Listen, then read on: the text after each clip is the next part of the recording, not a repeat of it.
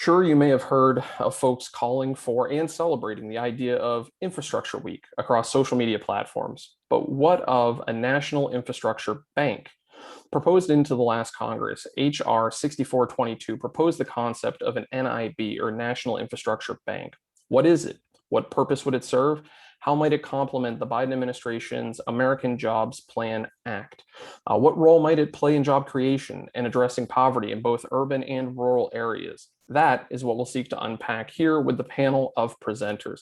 Hello and welcome to the Jefferson Educational Society's Digital Programming. I'm Ben Spagan. I'm the vice president at the JES and I'm a contributing editor at the Erie Reader. Now, before we dive into the presentation, a bit about the presenters. Alphecca Muttardy serves as the chief economic advisor to the Coalition for the National Infrastructure Bank. She's conducted macroeconomic assessments of the United States economy and publishes a monthly economic policy newsletter. She provided significant input into the design of House Bill H.R. 6422, the National Infrastructure Bank Act of 2020, introduced by Congressman Danny Davis in March 2020. Here in this discussion, she's going to elaborate on the operation of the NIB and detail how this public bank will work to pay for all infrastructure projects. Felix Ortiz was a member of the New York State Assembly representing District 51 from 1995 to January 5th, 2021. From 2015 until 2015, he served as the Assistant Speaker of the Assembly. His political experience includes being a member of the New York City Department of City Planning, a member of the 72nd Precinct Community Council, and a Democratic district leader for the 51st Assembly District. He's going to address how the infrastructure needs of urban and other areas compare also how other nations actually build new infrastructure and how the United States must deploy the NIB to end these shortfalls. Representative Eddie Paczynski was first elected to represent the 121st Legislative District of Pennsylvania, which consists of Wilkes-Barre City, Fairview Township, Wilkes-Barre Township, Ashley Borough, Hanover Township, and Laurel Run Borough in 2006. He serves as the Democratic chairman of the House Agriculture and Rural Affairs Committee, and also serves currently as a board member of the Center for Rural PA and PA Hardwoods Development Council, as well as the chair of both the Grandparents Raising Grandchildren and Legislative Sportsman Caucuses. Here, he's going to go through the infrastructure shortfalls besetting Pennsylvania and how the NIB will collaborate with the state to build all the projects, especially transportation. He'll also reference state and local resolutions endorsing the federal legislation. Stanley Forzik has over 4 decades of experience in transportation, energy planning, and management, including many years with Amtrak. He was the first director of finance for the Northeast Corridor, as well as the initial director for strategic planning. He owns his own consulting firm and is chairman of the advisory board of the Coalition for the National Infrastructure Bank. Here, he's going to detail plans to link Harrisburg, Pittsburgh, and Erie with high-speed and conventional passenger lines. He'll also outline the new jobs to be created in the Northwest Quadrant as a result of this massive investment program spearheaded by the NIB. Folks, that was a quick reading of some tremendously talented and accomplished folks. I'm going to encourage you to head to our website, jeserie.org, to read their full bios to learn more about each one of our panelists. And of course, I want to say a special thanks to someone we also have here with us for this program, Erie City Councilwoman Liz Allen. I want to thank her and Margaret Taylor, a citizen of Erie as well, for bringing this idea to the JES team to help us explore this here in conversation. To hear about Erie's connection to this concept, we're going to hear from Ms. Allen during the Q&A portion of the program. Now, folks, since this is first airing live on the JES Facebook page, we're going to work our way through as many questions from you, the viewers, as we can as we host this event. If you're watching or listening to a later broadcast of this event, still send us your questions, your comments to keep this conversation going and to stay engaged. And of course, for more information about upcoming JES programs and publications, please visit our website, jeserie.org, and be sure to like us on Facebook, follow us on Twitter and Instagram, and subscribe to our YouTube channel. Welcome, panelists all. Thank you for joining us for this discussion. Alphecca, I'm going to turn things over to you. Let's hear your presentation, and then we'll hear a bit from each of the panelists, and then we'll dive into those questions we have prepared here, as well as the ones we're going to take from the audience. So, Alphecca, over to you, please. Thank you very much, and thanks to all of you who are in attendance and for having us. So I have a few slideshows I'd like to bring up for you, just to kind of explain to you how this National Infrastructure Bank concept works. Here we go. So the bill that we're talking about today before you, and I'm going to just move really quickly in case my lawnmowers outside get too noisy. But the bill we're talking about is HR 6422, which was a bill introduced into Congress last year by Rep. Danny Davis from Illinois with some other Democratic co-sponsors. And we're looking to see if we can get it reintroduced into the current administration, into the current session of Congress. And we're also looking to see if we can get some Republican co-sponsors, because in this period of time where infrastructure is really on the table to be discussed by everyone and how we can pay for it, this is a really good fit for everyone concerned. So actually, this idea of a national infrastructure bank, you might be surprised to know, has been done successfully 4 times before in our nation's past. We had a first Bank of the United States after we won the Revolutionary War, which was instituted by Alexander Hamilton, you know, that guy in the play, and also President George Washington. And this bank financed infrastructure projects like roads, bridges, and canals, and our first industrial centers that started our industrial revolution. Then we had a second Bank of the United States under 2 presidents, but expanded significantly under John Quincy Adams and built some more infrastructure. A third set of banks under Abraham Lincoln financed things like the Transcontinental Railroad, and then a fourth really large bank called the Reconstruction Finance Corporation under FDR helped us to get out of the Great Depression and win World War II. So just a second while I move here, sorry for this. This iteration around, what we did was to ask ourselves the question, if we were not constrained by budgets in any way, how much would we actually need to fix our country's infrastructure? And for that, we went to the American Society of Civil Engineers, who just came out with a new report card. And what they said on this new report card, they gave grades to about 17 different categories of infrastructure. But importantly, they said that we need at least $6.1 trillion to fix everything over the next 10-year period. And then they further estimated that maybe $3.5 trillion is already slated to be financed. And what do they mean by that? That means that state and local governments who put in 3/4 of the money for infrastructure spending would contribute their parts, and then the federal government would contribute the remaining 1/4 of the money. So because we now have a new proposal, which is President Biden's infrastructure plan, which he's calling the American Jobs Plan, which proposes to spend $2.25 trillion over the next 10-year period. I've lined it up here so that you can see how it compares with the spending that's already slated to be funded.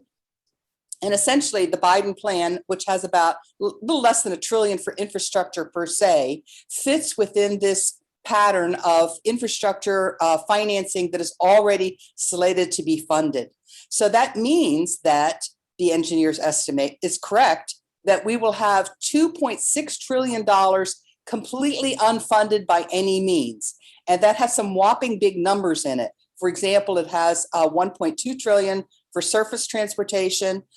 These are all the roads, bridges, and other projects that have been sitting on the books for years and have not been able to be funded.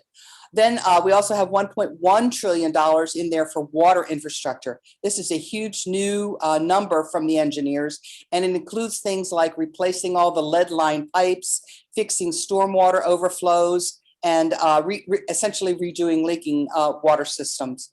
So we want this bank to cover all of those projects. And then in addition, we want the bank to be able to cover some expanded definitions, which we've put in, which include $700 billion for affordable housing, $1 trillion for a high-speed rail across the United States, and then also some other categories as well, and including broadband everywhere.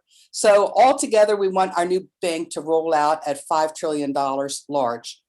So this is essentially a quick rundown on how the bank works. If I can get my little arrow sign there. Oh, come on. Sorry, I'm having trouble reaching my arrow to go to the next slide.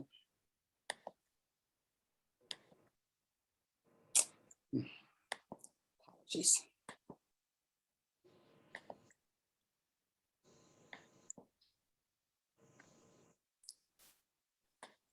Okay. This is a description of how the National Infrastructure Bank works. It is a public bank. It's incorporated under the U.S. Corporations Act, but it also acts just like a commercial bank, takes in deposits, and then it gives out loans only for infrastructure projects. So in order to have a commercial bank like this, you need to first capitalize the bank, get some investors to put money into the bank. And instead of going to the federal budget to ask for money to invest in the bank, we're going to the private sector and ask them, would they like to sell us some of their treasury holdings, which they're holding for long-term savings purposes. And they will exchange those treasury holdings for an equivalent of preferred stock in the bank. The preferred stock would pay an extra 2%.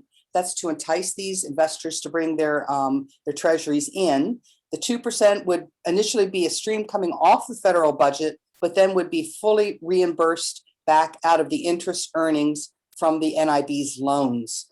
That means that this NIB, with respect to the federal budget, is budget neutral, does not require any new taxes like a gas tax or anything like that, and does not create any new deficits or debts. It's completely budget neutral. This is a little flow right here, which explains how the bank would give out a loan. And it works just like any commercial bank does. Anytime anybody goes into a commercial bank for a loan, the bank puts the loan up on the asset side of its books and creates a deposit on the other side of its books, which is a creation of new money. And this newly created money is the money that then supplies the cash for the loans. We think that this bank would charge a very low rate of interest on its loans, maybe the Treasury bond rate, which would keep financing costs for these infrastructure projects at a very low level and would be very competitive with municipal bond rates as well.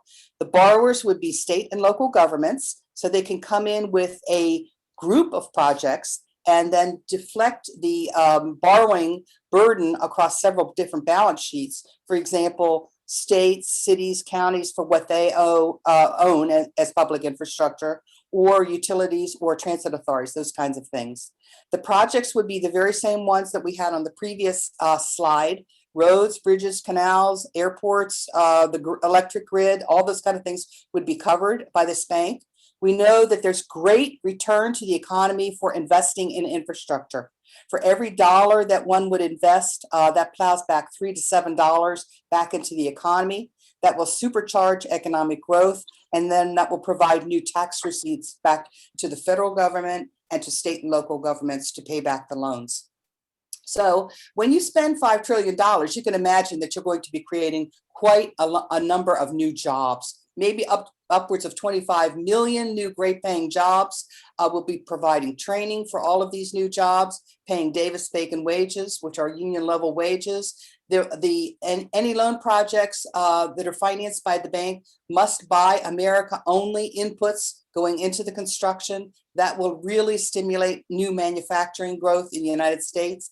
And the bank is oriented into doing community development and refurbishment in poorer areas. That includes inner city areas and rural areas to really refurbish their economies. And we'll provide a lot of affordable housing in the process. And then some of our other speakers are going to talk to you about the example of high-speed rail and what that can do.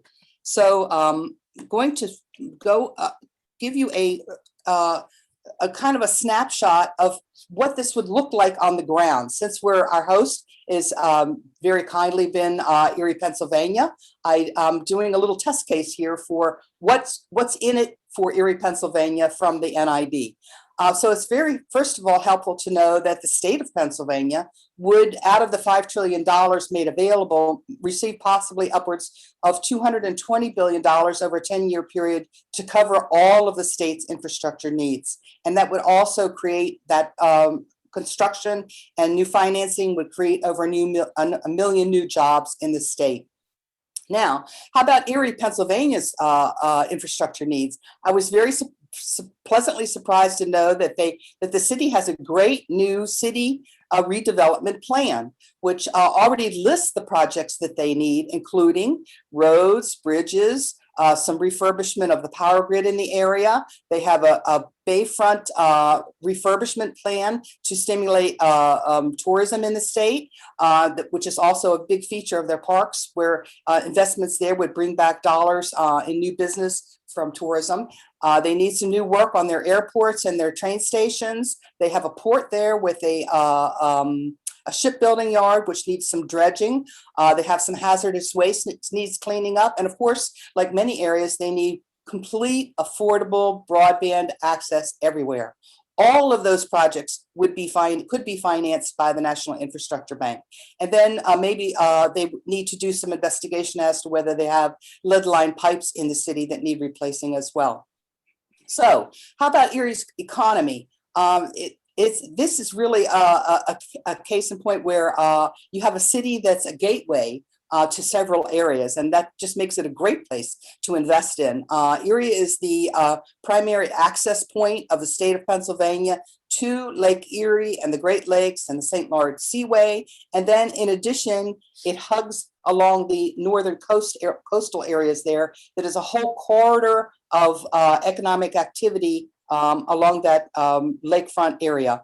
So the city used to, of course, have large steel mills and other large manufacturing centers, which dwindled away as a lot of manufacturing went overseas. But now they have a really nice mix of mid-sized industries, smaller and agile steel plants and plastics plants, which would benefit from new investment in the area, and a vibrant health insurance and tourism industries as well. So all of these things would be really helped and accentuated by investment in new rail projects.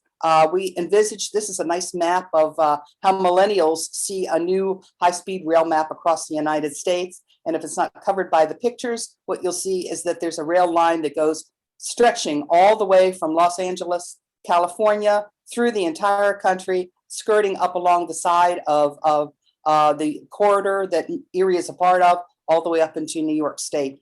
And building such a high-speed rail and other passenger rail lines will really furbish economic activity in the state. So that's about it for my presentation, and I'll turn it over now to some of the other speakers to talk about how investments can help New York, Pennsylvania, and the whole region as well, and as well as the United States across the country. So thank you very much. Alphecca Muttardy, thank you so much for that presentation and going through it. Already, we've got a lot of questions happening in the comments section, a lot of chatter as well, and folks have asked for a link to that presentation, which somebody from the NIB Coalition has been so kind to put a link to in the comment section. So for folks looking for a link to that presentation, you can snag that there. I'd like to go to Assemblyman Felix Ortiz to give us your perspective. We want to hear from you, sir, for a few minutes before we move through our panelists and then get to those questions we're going to take from the audience. Well, thank you very much, and thank you for having me. I think this is a wonderful step moving forward. Believe me, this is all common sense. I used to represent the areas of Sunset Park, Red Hook.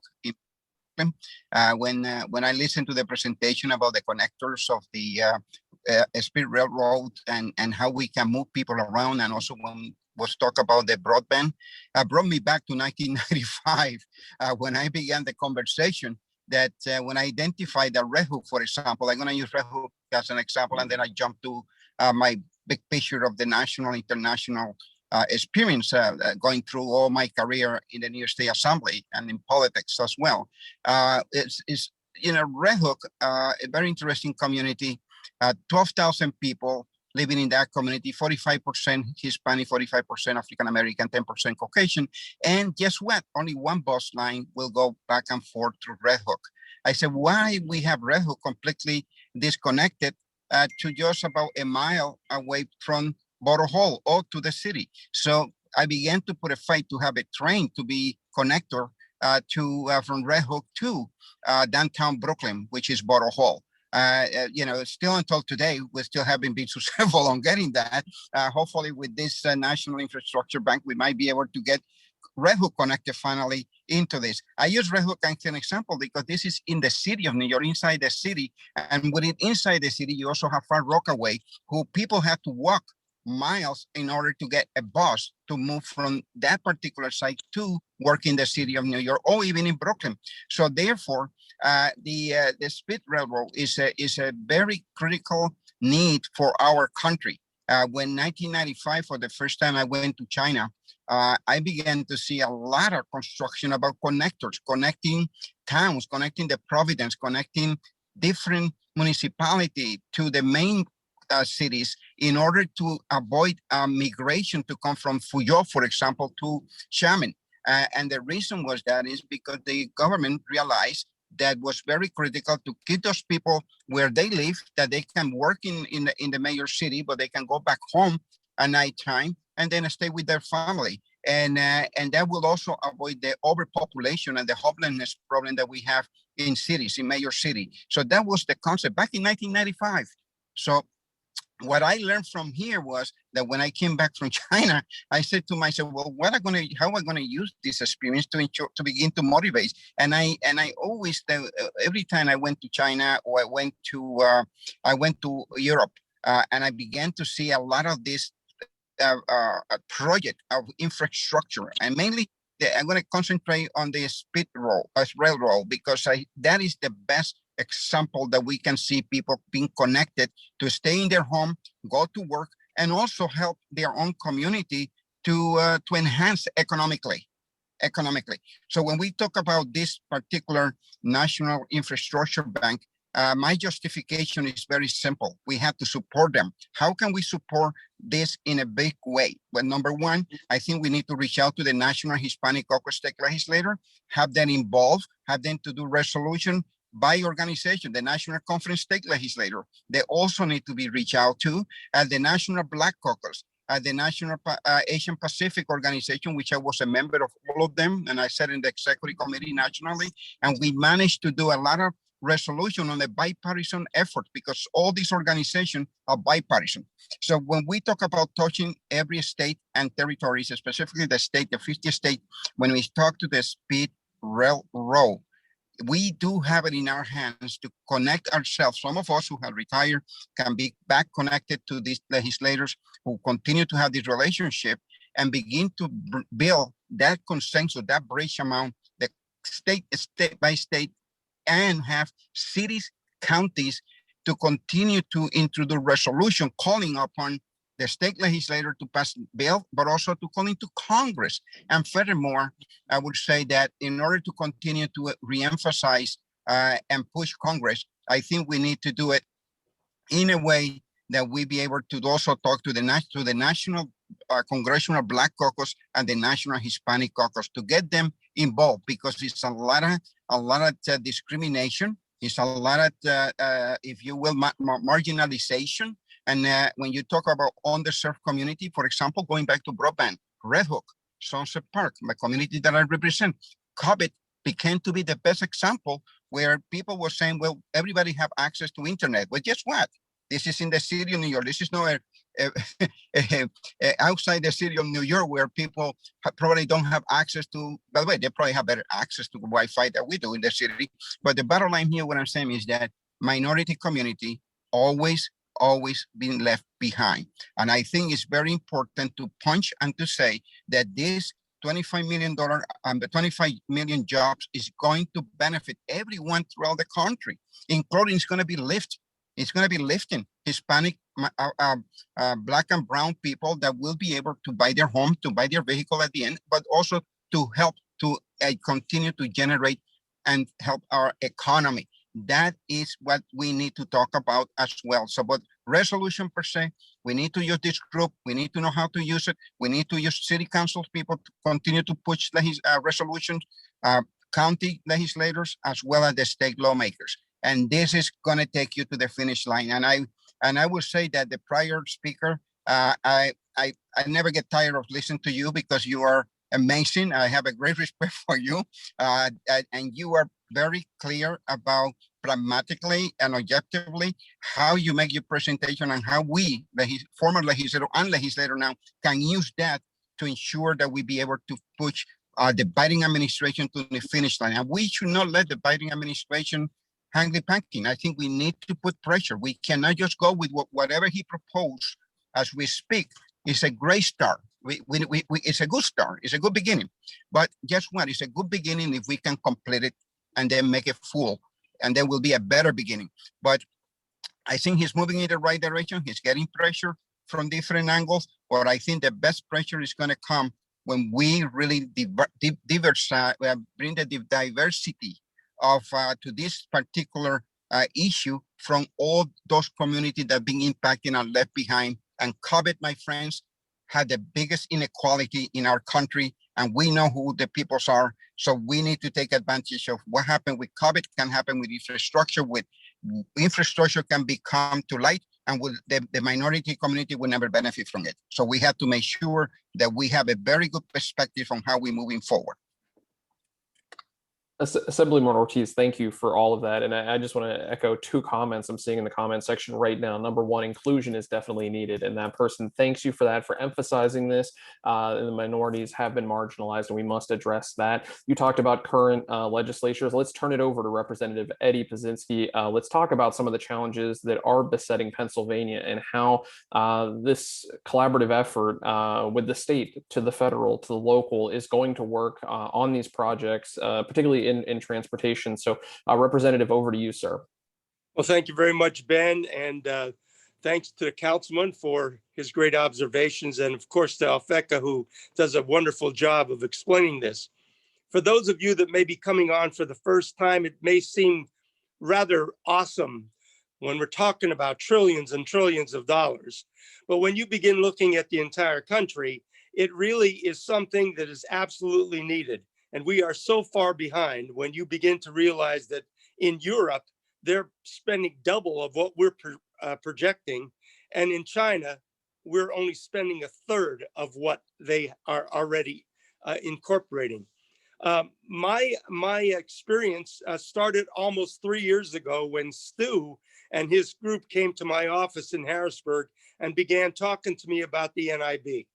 And I must be honest with you, I didn't quite understand it in the beginning, and it is massive, and there's still a great many questions that I know all of you will have. There was a time when I thought, I don't know whether the trillions of dollars, whether we're going to be able to do this.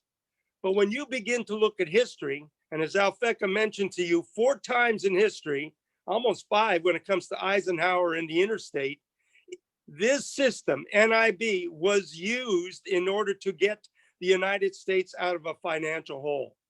Hamilton used it to actually generate and start up a brand new country. After this pandemic, it has taught us a great deal of things, and it's demonstrated how insecure we are when it comes to infrastructure of all different kinds. Now, Ben asked me to talk a little bit about Pennsylvania and the roads and so on, and broadband. And because I sit on the Centers for Rural Pennsylvania, broadband is key, because we found out there is no education electronically in many parts of Pennsylvania, in many parts of the country. And as a result, those kids did not get the education.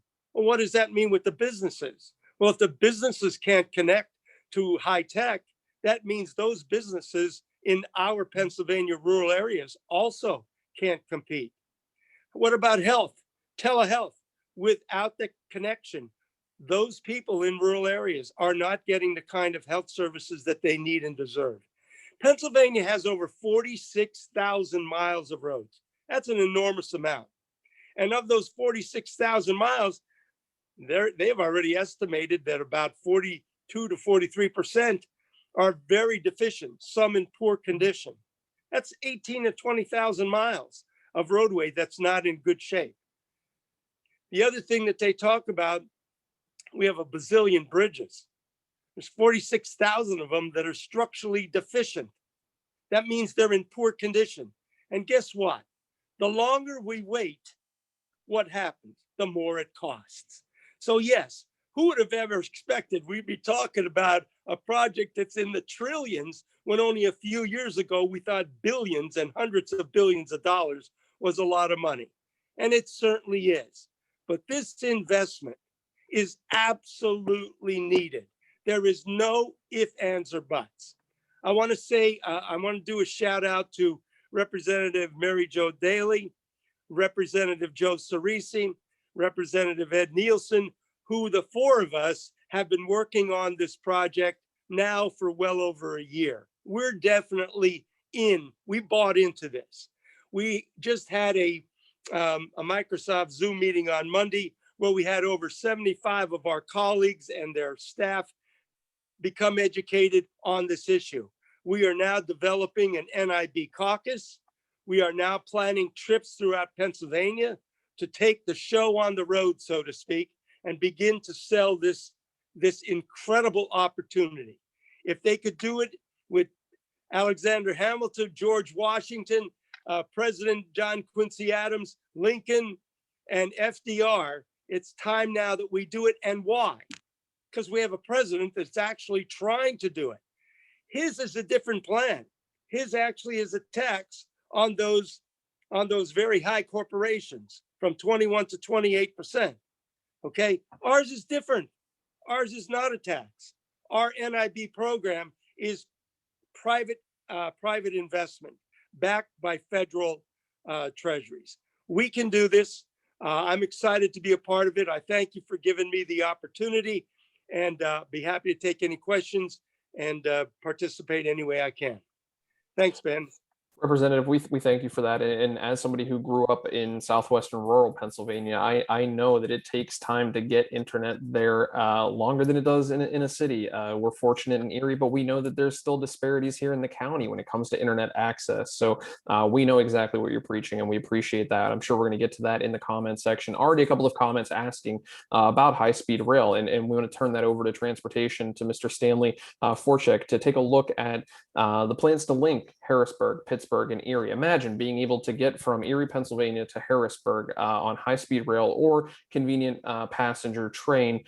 We know that we in Erie are the farthest county away from our capital when it comes to the states. So those who represent us have to take the longest trek down there. Imagine if it's more quickly. Sir, tell us about the transportation initiatives underway. Certainly, Ben, and I appreciate the opportunity to speak on the NIB and what it means to Pennsylvania and to Erie itself. Let me just make a couple points here. I want to tell everyone, don't concentrate on the money, because trillions of dollars goes way beyond human comprehension at our level. All right, you have to concentrate on what would the bank do, and it would create a betterment for Pennsylvania and for the country. Don't just remember, just a few years ago, in the early 1900s to 1950, 1960, Pennsylvania was the industrial capital of the world, not just of the nation, but of the world. There were steel plants. There was all sorts of plants along the countryside, and they were spilling out goods for everyone, including this country and overseas. They were one of the first manufacturers out there for World War II supplies that helped us win the war. Pennsylvania was also the home of the Pennsylvania Railroad, the world's greatest railroad, all right, up until the mid-1960s when it was going downhill. But rail and highway transportation is needed. That commerce is needed to keep people happy. Right now, if you look at the country, not everybody's happy. People are fighting all the time over simple little things that happen. So I think transportation, whether it be highway or rail, solidifies the country. I was looking at some statistics, and I saw that Erie's population has been in decline for the last 10 years or so. And that is really a shame, because Erie, Pennsylvania is really the heart or the cog that helps East meets West. In 1842, Erie got the first charter for a railroad line within its confines. That's 180 years ago. And now you have the Lakeshore Limited and nothing else. It's very hard to get around when you don't have good transportation. So you're losing people. You don't have a decent rail system, and things appear to be falling apart. And I think if we create the rail, if we create better highways, it will bring people back in. So let me just say this about rail. All right. About 2 months ago, I gave testimony for folks in the Pennsylvania Democratic Caucus. And if you like, I can give you a copy of that testimony. But that testimony outlines where we need to take Pennsylvania. I was on the infrastructure takeover team that Amtrak had to take over all of the infrastructure from the bankrupt railroads in the mid to late 1970s. And I can tell you that a lot of the infrastructure was falling apart, and we took care of that. But a lot of the infrastructure became abandoned and could be used to set up different rail or conventional rail systems throughout the country, in particular Pennsylvania. But let me just examine Pennsylvania from what I say is a triangle or a quadrangle of service that can move people back and forth in the state. We have semi-high-speed rail out to Harrisburg from Philadelphia. From Harrisburg to Pittsburgh is not very good. And that's mainly because of the architecture that was used back in the late 1800s to put in the rail. Everybody's aware of the horseshoe curve and the stalling of trains out there. Everybody knows that the train moves very slow in those areas. The suggestion that was made in the early 1990s, mid 1990s, was to put in high-speed rail from Harrisburg to Pittsburgh. That means you need a dedicated line away from the horseshoe curve, different architecture altogether. If you look at high-speed rail lines, it's sort of like being on an airplane or on a highway. Everything banks into the curve. On a freight railroad, it banks the opposite way, and that's why the trains have to slow down. But the suggestion is dedicated lines from Harrisburg to Pittsburgh, which does have the same problem as Erie. There isn't a lot of commuter trains or buses to do anything out of there. If we can build that high-speed rail system, then you could put in commuter rail outside of Pittsburgh and go through that region altogether.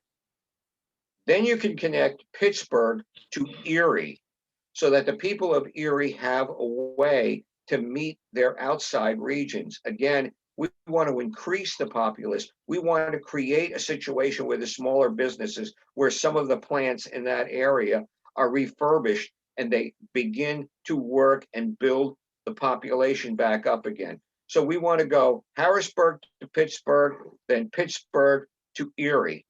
Now, Amtrak has it already in its mind that it wants to put in rail, which the Pennsylvania Railroad used to, or Jersey Central used to have out to Scranton, Pennsylvania. But that was made defunct back in the 1940s, 1950s. So now there is no train service, but Amtrak has suggested they're going to bring it back. When they bring that back in the Scranton, the ideal situation would be to take and build commuter lines from Scranton to Easton, Bethlehem, Allentown, and either go to Harrisburg or out to Erie. And that would create the same situation that I just mentioned from Pittsburgh to Erie, which you would have different stations or different hub stations, and then you would have stations along the line. Now, some of those lines are abandoned, others are not.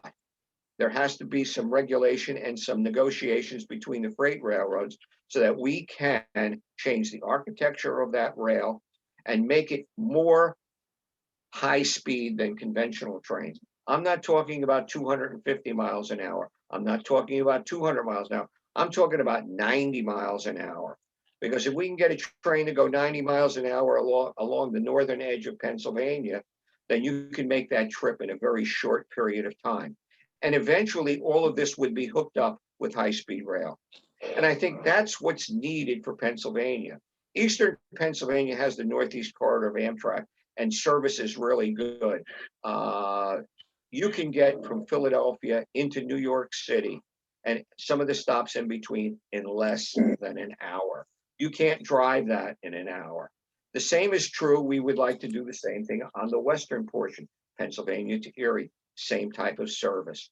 And I think all those things are doable. The bank can get that done. At the same time, the bank is getting that transportation done.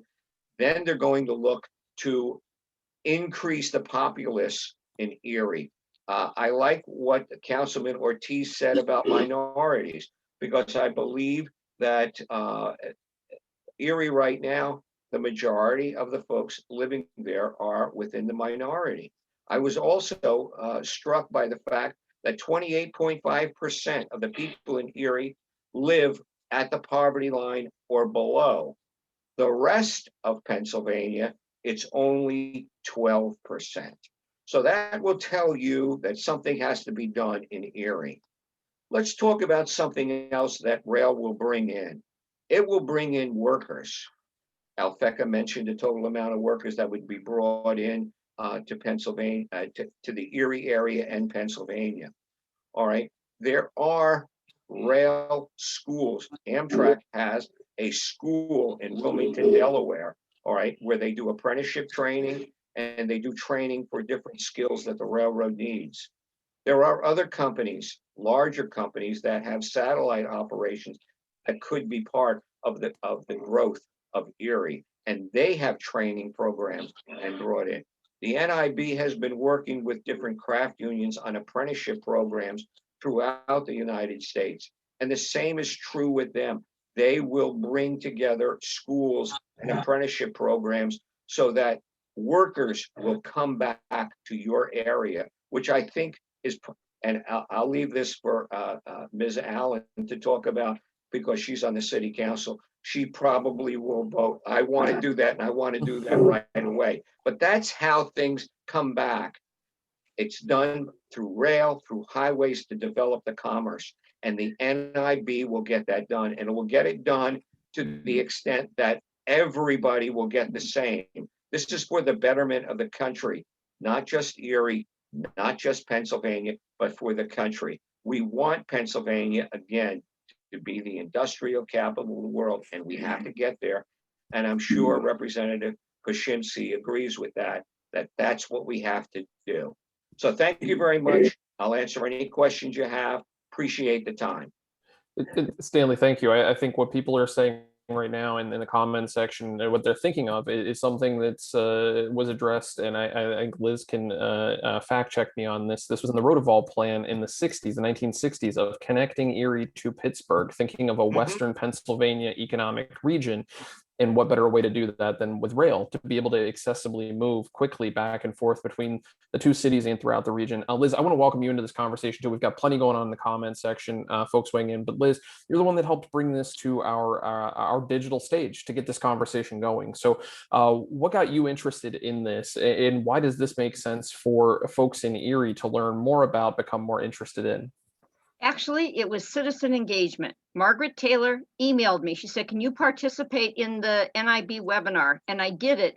And I was so excited that I participated in the next one. I talked about it at city council, and some of the city council people said, okay, Liz, you can be our point person on National Infrastructure Bank. And I thought, well, how am I going to explain all this? How am I going to explain the history and the politics and the economics of this? So I told Stu, who's involved in this conversation, not today, but who's been part of this, I said, Stu, we have a think tank in Erie. Let's bring it to the Jefferson Educational Society. And there was some joking back and forth between the Jeffersonians and the Hamiltonians.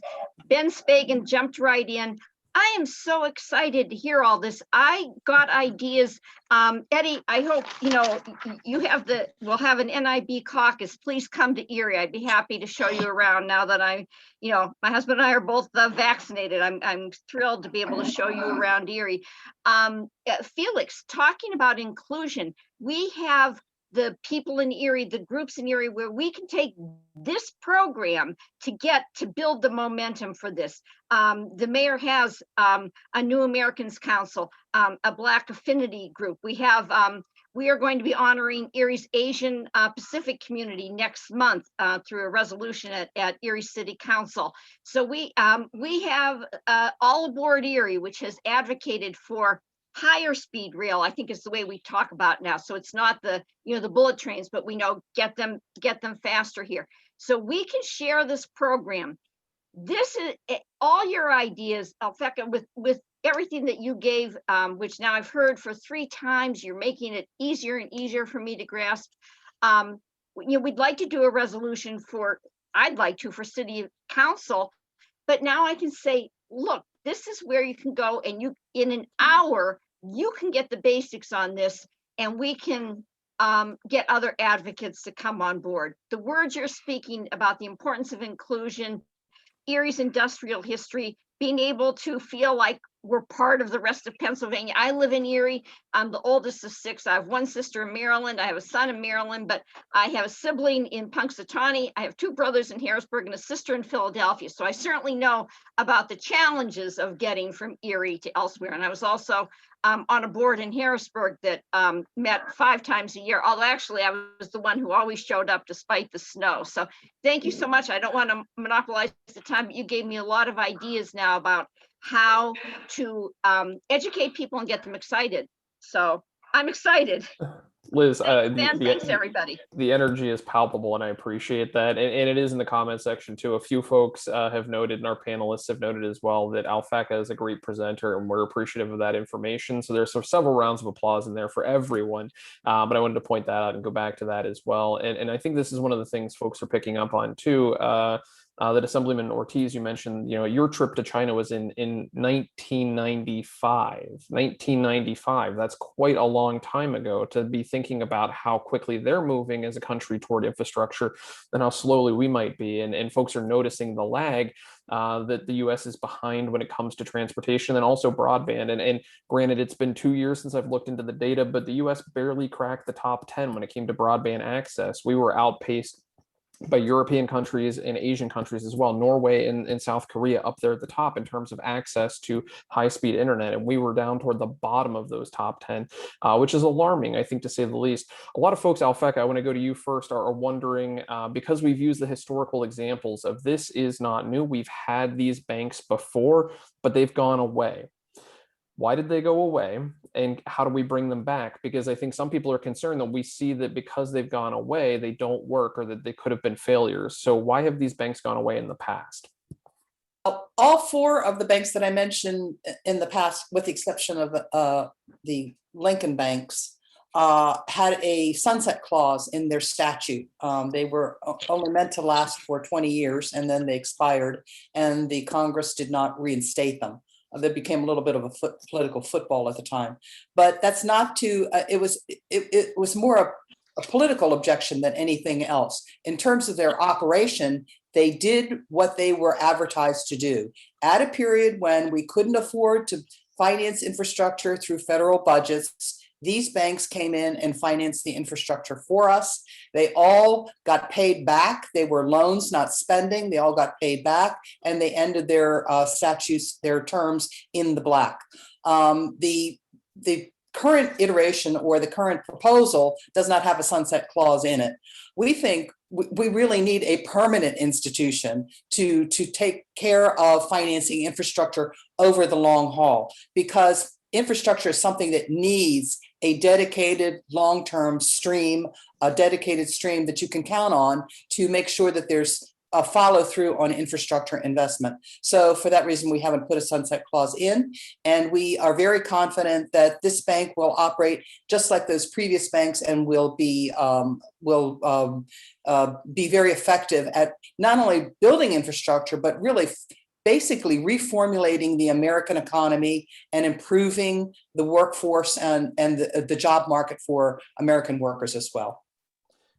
Thank you for that, Alphecca. And I want to take a question from the audience here and take a look to our two elected representatives on the panel here in two different states, New York and Pennsylvania. But this person is asking, what negatives will elected officials, the Fed, at the federal level, at the state level, bring forth against this proposal? What is the counter narrative? And if I can start with you, Assemblyman Ortiz, you had touched a bit about working with the current administration, but in your experience, what do you see the counter argument being from elected officials of why such a thing, a national infrastructure bank, would not work? And then we'll go to Representative Pazinski after. So Felix, can we start with you? It's one of the probably negative or opposition to it is sometimes it's depending on the leadership, where the leadership is sitting and where the leadership is really moving and in which direction. As we all know, in New York 2 years ago, when Stuart brought this issue to my attention when I was elected, I didn't blink at all. I listened very carefully, and I was the first legislator, I do believe, around the country who introduced the first resolution calling on Congress to support the National Infrastructure Bank, if I remember correctly. And my leadership came over and said, we thank you very much for introducing this, but we cannot move this in our state legislature because we don't want to impose into Congress. Now, saying that, I can also say that my success on continue to pushing this particular resolution, although never passed the Assembly and the Senate, but I managed to have a Senate sponsor as well. We held numerous amount of press conferences to make our legislators to understand why this particular resolution is so important when we come to infrastructure. And I'm going to go back to something that I say about Red Hook, for example, 45% Black, 45% Hispanic. And every single one of us began to narrow down the community that has been impacted and been neglected by government for centuries. And when you're talking about urban and rural, this is not Red Hook is not a rural area, it's an urban area. So you're talking, it's next to the city of New York, across the street from the financial district, and doesn't have access to internet. Sandy happened, and we don't have no phone lines. We don't have no access to cell phone. Therefore, we had to put towers outside on the BQE in order to supply to Red Hook, which Sunset Park is across the street, Paso is across the street. They all have Wi-Fi and they all have the best services. So using this as an example, I managed to continue to push the issue and to call in Congress. Now, lastly, one of the best mechanisms to really get legislators' attention, and I'm talking about state legislators, Senate and Assembly, is to work together with county legislators who are really aggressive enough in this issue, and with city council people who are willing to step to the plate to call on the state legislator by they submitting resolution, calling on the state legislature to support their own resolution, even though they're calling on Congress as well. And that is where we have to really concentrate, is on the leadership of every Assembly and Senate, who run the city, the Assembly, who run the Senate, and those are the individuals that really, we have to target. Plain blank, they have to be part of the equation, and whether or not is mandated by administrative rule within the Assembly and the Senate that we don't call on Congress, that's complete BS. I think we need to let legislators to be who they are. Let's bring it to the floor and let's have legislators to vote on the resolution and move it forward. I have been through those experiences in the past. I've been very successful on having some of them pass. Some of them have been held by the speaker, not by the other members, just the speaker, because he doesn't want to really antagonize Congress. But this is not antagonizing Congress. I think we're putting Congress to work.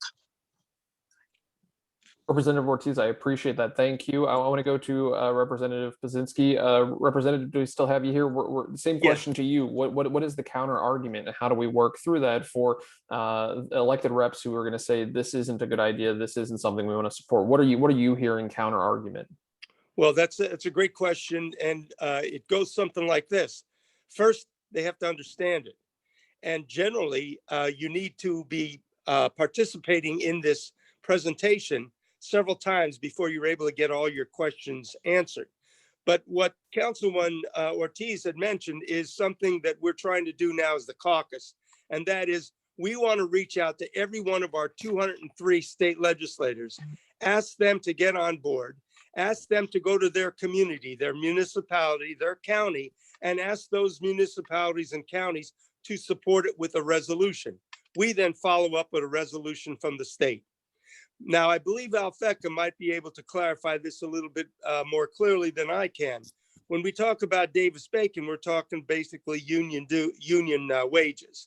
And sometimes some folks get a little bit concerned about that because they can't see the benefit of the union wage as opposed to a private contractor. Private contractors are going to be involved in this. This is not just union contractors.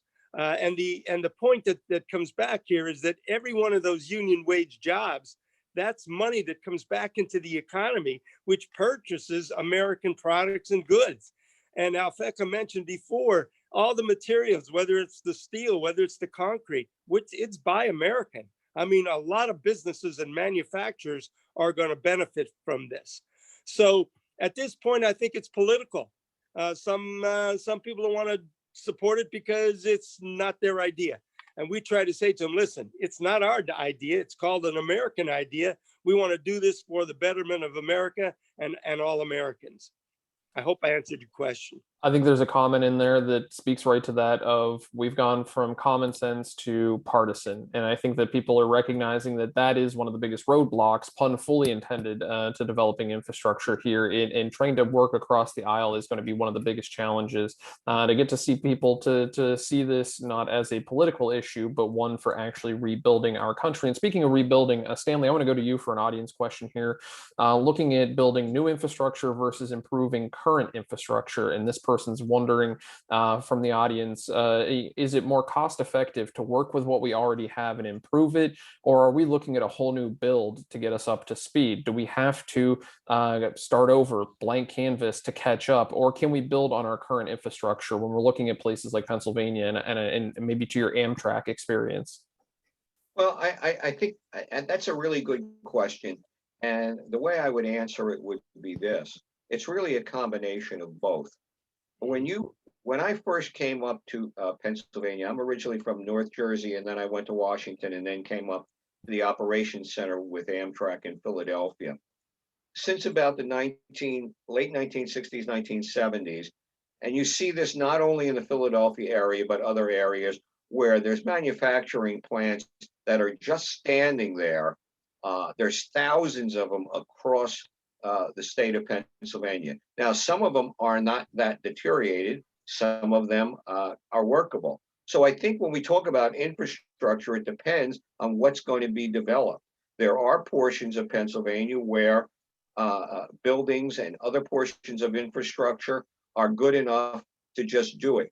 Maybe they just need to be brought up to date with better technology, or we have to build new. In the case of railroads, okay, where Amtrak and maybe commuter agencies or authorities that are set up are going to use freight lines, all right, the idea is, as I mentioned in my conversation, was simply the architecture of the tracks are not conducive for utilizing that for passengers. So there's got to be some change. But that just means you change the architecture. You could still use the roadbed. You can still use the rail. You might substitute concrete ties for wood ties, but it's basically going to be the same thing. You're just switching the architecture from leaning on one side to leaning on the other side. So, and I think that's true for every business, just like it is for every highway. You don't rebuild a highway. You've got stuff that is underneath the ground. The foundation is underneath the ground. You're going to use that. You just might resurface it. You might put in curbs. and put in new rebar for the jug handles and different things like that. So everything's got to be looked at and focused on individually. So I would say you're going to do both. That's the short answer. Stanley, I appreciate that. And we are almost out of time. I'm going to read just a couple of comments from the comment section. One says, "Amen. We love American ideas." Another says, "Thank you to all the panelists for their excellent presentations." I can't echo that enough. Thank you all for taking the time, energy, and effort to do this and be here with us. As we wrap up, Alphecca, I'm going to come back to you. You got us started. For somebody who's listening or watching, and there's so much that we talked about and packed into this presentation, and folks are asking for your slide deck, which we've got available in the comment section. People can snag that on the JES Facebook page. But if somebody's going to take something away with them and they're going to think about it tonight and they're going to wake up tomorrow morning and then it's still in their head, what do you hope the one thing that they take away from this is that they hold with them tomorrow as they move forward? Alphecca, to you. Investing in infrastructure is great for everybody. Everybody's a winner out of this. Not only do we have new refurbished infrastructure, but we have great paying jobs as well. If you want to have more materials, you can go to our website. We have some of the informational packages there, which can help you to understand how this NIB works and it's really important to just keep in mind what our needs are. We have gotten into a backlog now, and we really have a large job, but everything that's a large job and a large emergency is also a large opportunity. And this is a great opportunity to refurbish the American workforce, to refurbish the American economy, and really get ourselves back on track again. And really connect the country. Transportation, broadband, so many good things to unpack here and continue that conversation. Panelists, one and all, thank you so much for sharing your knowledge, your time, your experience, your expertise with us here in conversation on the digital stage. Thank you. And of course, a big thanks to Liz Allen for bringing this program to our attention. But thank you also to Margaret Taylor for bringing this to Liz Allen's attention so we can have this conversation here and engage all of you. And of course, all of you watching along at home, whether you're tuned in real time to the JES Facebook page watching live, or you're catching a later broadcast of this, streaming it on demand. Thank you. Without you, these programs don't happen. Folks, a friendly reminder to stream other JES digital programs on demand. Head over to our website, jeserie.org.